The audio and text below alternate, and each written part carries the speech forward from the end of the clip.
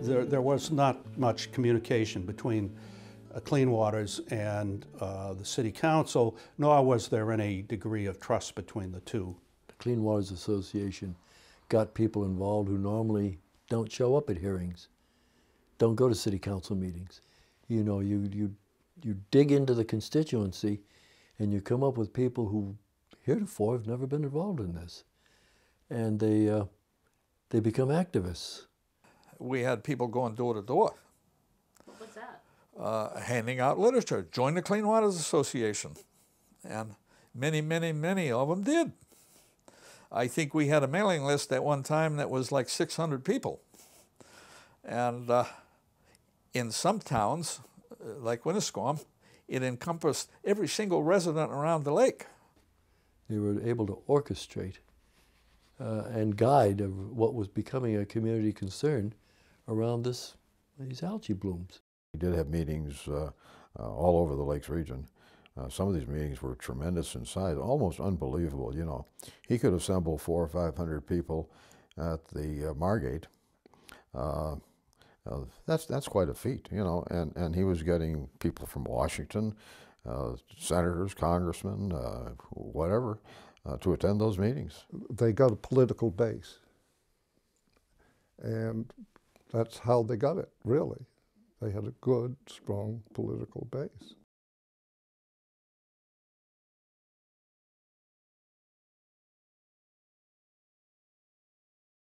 They were posturing in the paper. We were doing the same thing. At one time, they claimed, for example, that I was trying to psych the people of Laconia, that I was trying to, that I was somewhat hysterical in my reaction to the proposed construction ban. We went to the sewage treatment plant. We got their records in terms of daily volume. I remember looking at those publications, and of course they would go up and down depending on the time of the year and the rainfall. And then we learned, of course, that they were quite frequently overloaded because of storm situations. He came down here with his young children at that time and sent his children around on a tour with the plant operator. And then while they were out touring with the plant operator, Don got all the books out and made a whole list of how many million gallons a day they were flowing through, which was far in excess of what the plant was ever built for. And that pretty much formed a basis, or it was an important part of the lawsuit we brought against the city of Laconia, because they could not deny that they were putting into the lake far in excess of what they were supposed to, because we had the records. But you had to surreptitiously get the records? Yes, we did. And you used his kids to do that? Yes, we did. We went after them on a dollar and cents basis. We said, well, you shouldn't build any more homes and connect any more people to the sewage treatment plant, because the sewage treatment plant from time to time was running beyond capacity. At some point, the clean water officials came to me and said, we want to sue the city of Laconia, and we need somebody with standing. Will you do it? Will you join the suit? I said, sure. So the very next day, after the suit was filed, the Laconia Evening Citizen came out, James Walker and others, sue the city of Laconia. I saw that headline and I shuddered. There's going to be trouble, and there was. If you stuck your neck out, there was always somebody there trying to chop it off. There was always somebody there, and especially the city council. You know, they boy, I'm telling you, they used to come, they used to send all kinds of inspectors to inspect my building, what I was doing. They were, all these inspectors would come in and say, Pete, you gotta make this correction, you gotta make that correction. It cost me a lot of money. My business is in Laconia, and I built a new building in another part of the city was in the process of moving into it in the winter, and the street was frozen up a lot that winter. And the water company didn't want to dig up the street to give me water because it was so cold. And so I had no bathroom for the employees. And the city engineer came around and says, "You got employees, where's your bathroom?" I says, "They go across the street to the gas station." And he said, "I'm looking forward to coming down and putting a big padlock right on your front door." The government authorities didn't like to get pushed into it. You know, they knew they had a hot potato, and how to get around this thing, how to solve this problem without looking like bad guys. But increasingly, they were beginning to look more and more like bad guys.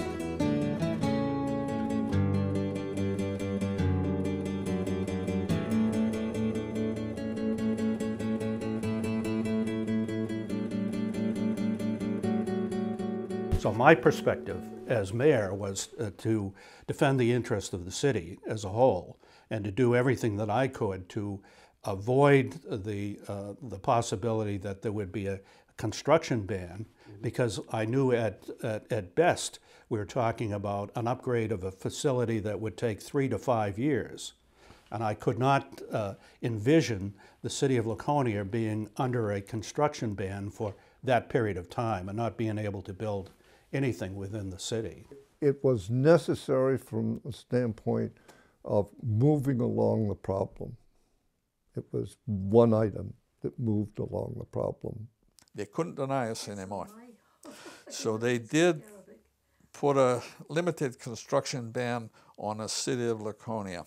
And that had a major, major effect because there were several very large development companies in Laconia who were on the verge of building large projects. They weren't against cleaning up the sewer system. They were against spending money on it, which is different. And you have to get them to say, well, yeah, I think it ought to be done.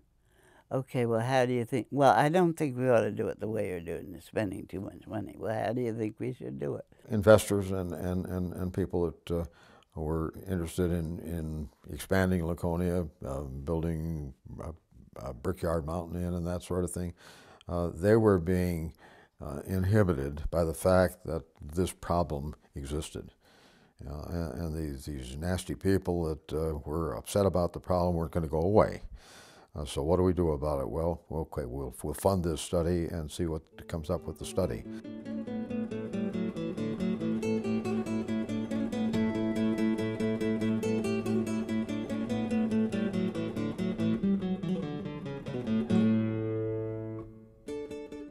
I think that City Council, we were on the defense for a while, but I think we eventually recognized that the issue needed to be resolved, and that's why we initiated the study. Okay. And from that point on, I think we were proactive. They hired an engineering firm to take a look at it, and the engineering firm took a look at it not only on the basis of Lake Winnipesaukee, but on the basis of all of the communities that were involved, and they came up with a series of alternatives. One of the alternatives was the alternative that we bought into. Miles and miles of interceptors taking sewage from all the way up to Center Harbor and piping it all the way down to Franklin. That was a turning point because Now they could see their way out. Everybody could see their way out. And that's when everybody got together. All of us, for a while, people were at arm's length fighting each other. All of a sudden, they get all together. The other side of the proposition was to have every one of these little towns come up with its own sewage treatment plant, which would have been disastrous. The way to do it was to export all the sewage to a major treatment plant that could completely treat it.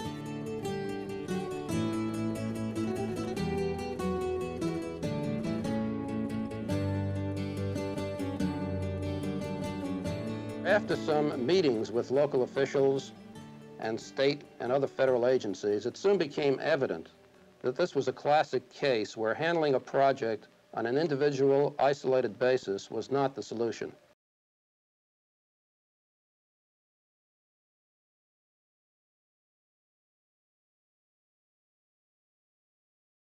Getting any New Hampshire towns to work together is not easy.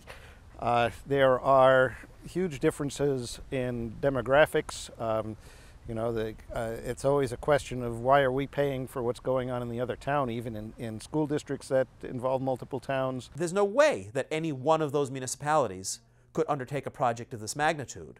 And frankly, from a logistical point of view, getting, I don't know how many, 20 or 30 municipalities to all agree on a single plan of action without the rules of the road in place is just about impossible. The whole deal was that the federal government paid 75% of the cost. The state paid 20% of the cost, and each one of the towns had 5% of the cost, the capital cost, and the state took over ownership of the whole program.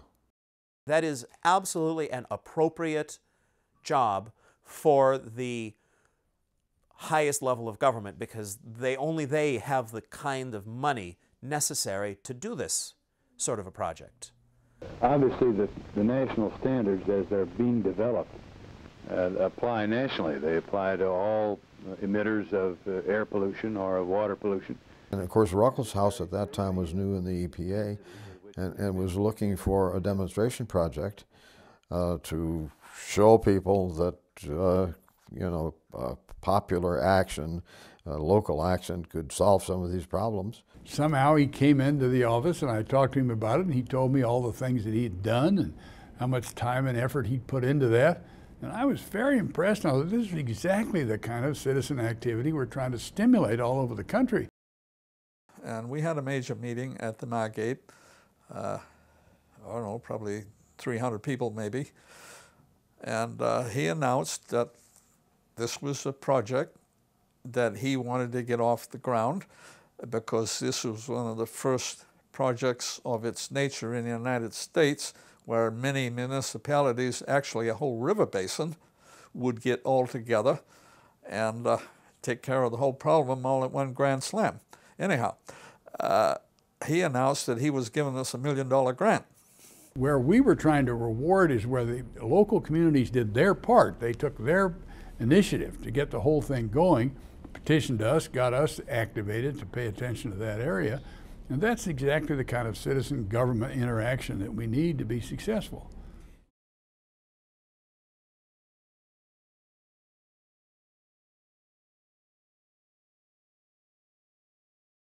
Then it went to the legislature, and they were able to show them through the studies that they made that it was curable, and this is how you cure it. The chief architect of House Bill 50, from my perspective, was the Director of Public Works of Laconia, Colonel Frank Denomedy. He was a retired Marine colonel. He was a very knowledgeable individual, and he actually, as I recall, sat down and drafted a good portion of House Bill 50. And that bill essentially was that all the towns in the southern tier and others in the future would be all in the same system. And it would be starting from Guilford, Laconia, and work its way around the lake. It would be this huge pipeline, go all the way down to Franklin. The state of New Hampshire, through their state legislature, actually created a state district, as shown by this boundary, And through this mechanism, the state, not the individual communities, is actually building and constructing this entire regional facility and will maintain and operate it.